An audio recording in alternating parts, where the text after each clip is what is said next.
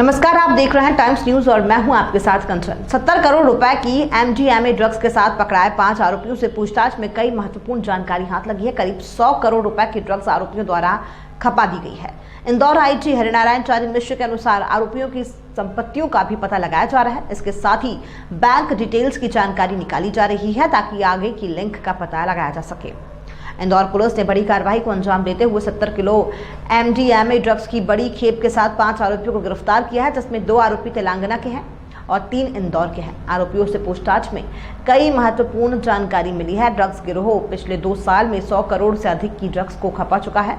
पकड़े गए आरोपियों ने पुलिस को पूछताछ में बताया कि उन्होंने कई इलाके और अलग अलग काम को बांटा हुआ था। ड्रग को इंदौर और आसपास के इलाकों में लाने का जिम्मा मंदसौर के चमन का था। चमन कई अलग अलग तरीकों से तेलंगाना से ड्रग ला रहा था। आरोपी वेद प्रकाश तेलंगाना में मेडिसिन लैब है जिसमें दवाइयां बनाई जाती हैं। पुलिस इस बात की तफ्तीश करने हैदराबाद जाएगी। लैब में ड्रग तो तैयार नहीं हो रहा था। इसके साथ ही आरोपियों की संपत्ति और बैंक डिटेल्स की जानकारी भी निकाली जा रही है। आरोपी वेद प्रकाश व्यास के देश भर के ड्रग्स तस्करों से संबंध है। मध्य प्रदेश के भी कई जिलों में वो माल सप्लाई करने आता था। आईजी मिश्र के अनुसार आरोपियों से उनके इंदौरी अन्य कनेक्शनों के बारे में भी पूछताछ की जा रही है।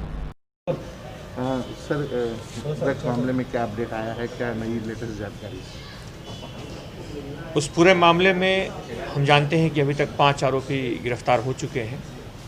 उसमें आगे की कार्रवाई के लिए उनके आर्थिक तार कहाँ कहाँ जुड़े हैं, किन लोगों से जुड़े हैं, उनके संपत्तियों का और सारे बैंक डिटेल्स की जानकारी पुलिस निकाल रही है। उसके आधार पर पुलिस आगे की कार्रवाई करेगी। किन किन लोगों से उन्होंने आर्थिक लाभ लिया, किन को आर्थिक लाभ दिया और किन किन से वो आर्थिक रूप से जुड़े हैं। इसके साथ साथ कौन कौन सी संपत्तियाँ उन्होंने अर्जित की, पुलिस इसकी भी जानकारी निकाल रही है। साथ ही साथ वहाँ के स्थानीय पुलिस को भी जानकारी दी गई है। वहाँ पे भी निश्चित तौर पे कार्रवाई हो रही होगी। इसके साथ साथ पुलिस ने इनके जो पुराने जो रिकॉर्ड्स हैं, पुरानी जो यहाँ पे कुछ समय पूर्व जब तक ये मंदसौर आसपास के ज़िलों में सक्रिय थे, वहाँ की जानकारी हमें पुलिस ने निकाली है। उसमें उम्मीद है कि आने वाले दिनों में अगर कुछ और किसी व्यक्ति का नाम जुड़ता है तो पुलिस उस अनुसार कार्रवाई करेगी। 100 करोड़ रुपए के आसपास की MDMA ड्रग्स खपा दी थी नहीं, यहाँ नहीं खपाई थी। मुख्य तौर पे चूँकि हम जानते हैं कि 70 करोड़ की तो अभी ही उन्होंने ली और बीच में भी लंबे समय तक अलग अलग शहरों में लाए हैं। और ये जो अभी लाया गया है जरूरी नहीं कि यहीं पर खपाया जाता है। इस बारे में पूछताछ हो रही है। प्रारंभिक पूछताछ में इन्होंने साउथ अफ्रीका के कन्फाइनमेंट का नाम लिया था कि वहाँ भेजने का इनका था, लेकिन उसके आगे की कड़ियाँ के बारे में अभी जानकारी इनसे ली जा रही है कि किस कड़ी से कैसे ले जाते, या फिर क्या पूर्व में भी वो विदेशों में भेजते थे, पूर्व में भी किन्हीं देशों में इस तरह से रैकेट का आगे कोई लिंक है। इन सारे बिंदुओं के बारे में भी पुलिस जांच कर रही है। तो किस तरीके से लाते थे, ट्रक के अंदर लाते थे, मुर्गी दाने? मुख्य तौर पर यहाँ पर लाने में वहाँ यहाँ के जो स्थानीय जो व्यक्ति जो मंदसौर से जुड़ा हुआ है, उससे जुड़े हुए कुछ लोगों का हाथ है। वहाँ पर लाने के बाद वहाँ पे स्थानीय यहाँ के जो पैडलर्स हैं, उनसे जुड़े हुए कुछ लोग हैं जो छोटे छोटे स्थानीय तौर पे छोटे छोटे हिस्सों में इसको फैलाने में और लोगों का शिकार बनाने में प्रयोग करते थे।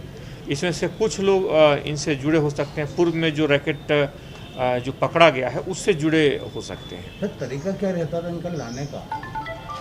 लाने के लिए मुख्य तौर पर ये किसी भी वाहन में मुख्य तौर पर निजी कार में, निजी वाहन का उपयोग करते थे। उसमें जो पैकिंग होती थी इस तरीके से होती थी कि जिसको प्लास्टिक के साधारण डब्बों में जिस तरीके से रखते थे, समान तौर पे व्यक्ति उसे नहीं समझ पाता था। और ये चूँकि समान तौर पे जब तक पिन पॉइंट इन्फॉर्मेशन या आपके पास पहले से कोई बहुत पुख्ता इन्फॉर्मेशन न हो, इतने सारे वाहनों में अचानक किसी वाहन में ऐसा निकाल पाना थोड़ा सा मुश्किल होता है व्यवहारिक दृष्टिकोण से, इसलिए ये बचते रहते। लेकिन पुलिस ने जब अभी लंबी पूछताछ की, लगातार 1 महीने से पुलिस सक्रिय थी और इस बारे में तहकीकात कर रही थी। कई बड़ी टीमें पैरेलल रूप से इसमें लगाई गई थी। तो इस बार चूँकि पुलिस के पास महत्वपूर्ण जानकारी और पुख्ता जानकारी आ चुकी थी, इसलिए इस पूरे मामले का पर्दाफाश करना संभव हो सका। मुख्य तौर पर यहाँ है और कुछ आसपास के हैदराबाद और उसके आसपास के कुछ शहर में जहाँ एक्टिव हैं वहाँ पे हैं। बाकी जो जानकारियाँ हैं इनके बैंक अकाउंट्स और इनके जो आर्थिक लेन देन हुए हैं उसके माध्यम से पता चलेगा। अभी तक कितने खपा चुके हैं सर, कितने करोड़ रुपए की? प्रारंभिक तौर पे इन्होंने उस आगे की खपत की भी जानकारी नहीं दी है, लेकिन निश्चित तौर पे इतनी बड़ी संख्या में अगर उत्पादन कर रहे हैं, अगर इतनी बड़ी संख्या में खपा रहे हैं, तो ये अचानक नहीं होगा, पहली बार नहीं होगा। पहले से भी इनके तार जुड़े होंगे, पहले से भी कई लोगों को इन्होंने दिया होगा, लेकिन उसके लिए हमें कुछ इकोनॉमिक जो फाइनेंशियल ट्रेल और बाकी जो जानकारियाँ हैं उसके बाद ही उन चीज़ों की हम अंतिम रूप से पुष्टि कर पाएंगे। सर एम्बाई वाले मामले में टाइम न्यूज देखिए अब आपके मोबाइल और स्मार्ट टीवी पर लाइव प्ले स्टोर से डाउनलोड करें।